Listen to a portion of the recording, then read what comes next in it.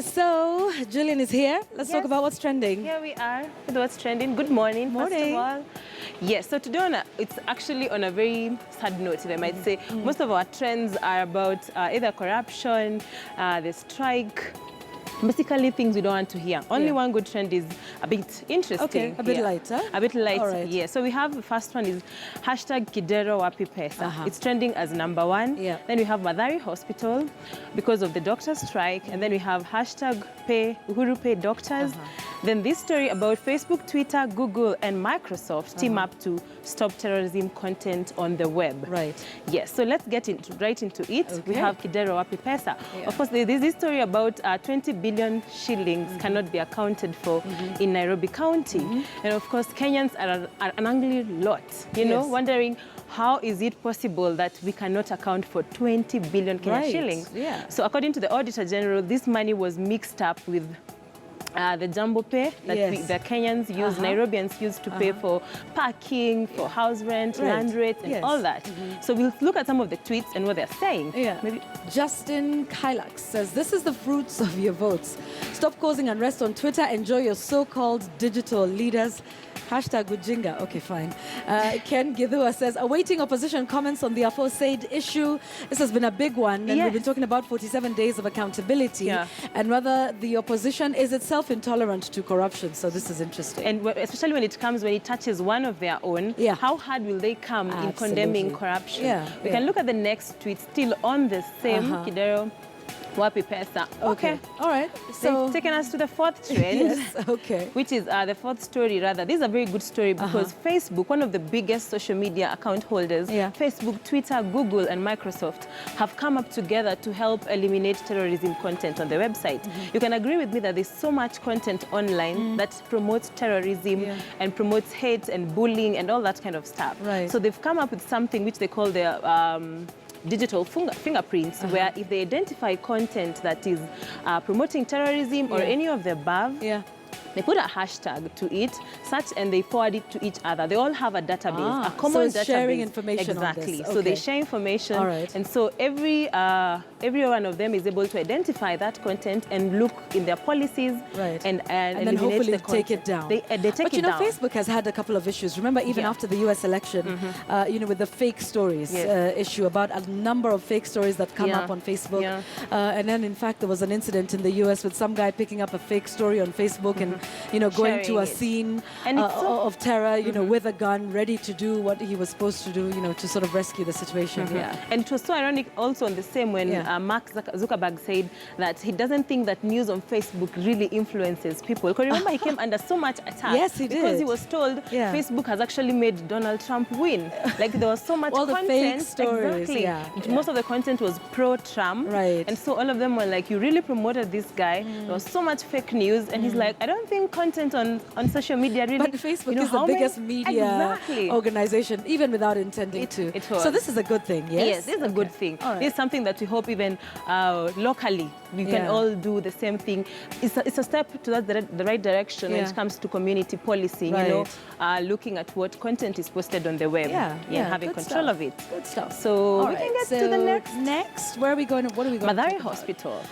Yes, you saw the video? Yeah, I did. It was a sad story. It was. It is a very sad story because one of them, these are sick people on the streets. They're not under medication. They could be dangerous, cause danger to other people, and also cause harm to themselves. And let me just say, I was quite upset with all the jokes about persons with, you know, mental health illness, because it could happen to any of us. But let me read the tweets before I start going on and on. Maina Mugo says, just wondering, kwani the security guards joined the doctor strike at Mathare, or the doctors pair up as guards? Interesting question. That was a good question. Where were the guards? Were they also on strike? There you go. We don't know. Yeah, interesting one. And also the police. They're just across, there's a police station. Yes, by the way. You know, it doesn't make sense how all 100 people jumping the fence and just missing. Exactly. Till now, 70 of them are yet to be found. Okay, all right. Ironic. Joy Wangeshi says, it's sad to see people laugh, at escaping mentally ill patients from Mathare Hospital. It's callous and just plain stupid.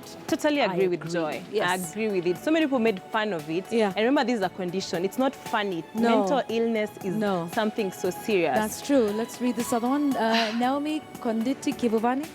If one put the escaping patients, oh, I've seen this one. If one put the escaping patients from Mathare Hospital in Parliament right now, nobody would be able to tell the difference. Ooh, okay. This tells us a lot about what some Kenyans think about our politicians. Yeah. They need to They've been clean called up. all manner of things. MPigs, now it's this one.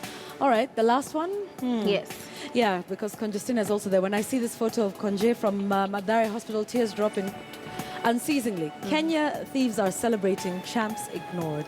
This was one of Was the this her? That was her. Oh, but that was know. not. I don't think this was in Nairobi though. This was a while back when she was rather at her home place. Oh, when but she I had think this was this was the jumping one. Oh, actually, this was the one that went viral. Yeah. I hadn't made this I wasn't connection. very sure. Thank you, I wasn't very Julian. sure that was her. Yeah. It is a very sad no. scenario. At some point, she was like our hero. I You know, know. we were all celebrating her, Yeah. and at the lowest point of her life, no one even cares where she is.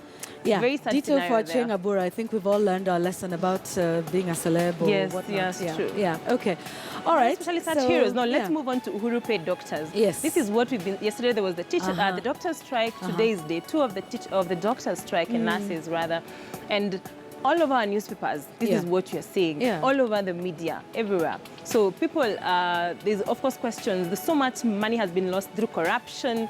We have the within NYS, Afia House itself. Imagine, just Afia House itself. We have even the NYS. So much money has been lost, and yet we cannot afford to pay doctors. Even the question arises of should doctors even be allowed to go on strike? This is people's lives. It's such a thing. I mean, and should it still be in the devolved government or should it go back to the national government? So many conversations that people are asking. We have Otero here, Vincent, who's very frustrated. He's like, people are dying, Bana. Like, this is not a laughing matter. It's something very serious. Yeah, and more. Dennis Sayoi says, these doctors lack humanity. Can somebody go for money over life? So if your salo is triple and your patient dies, what do you gain?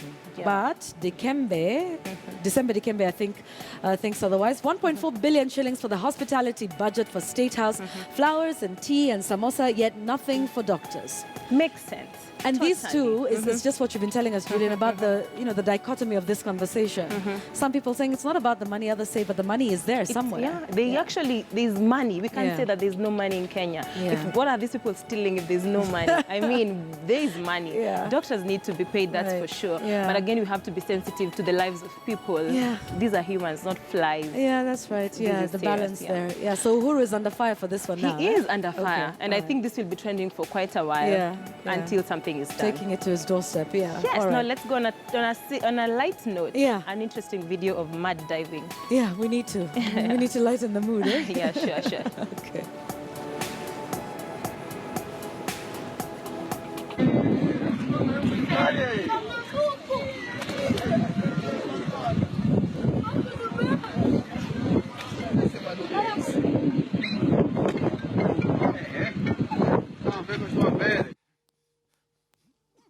Must their heads go? You know what? They look like little dung beetles or something, or flies.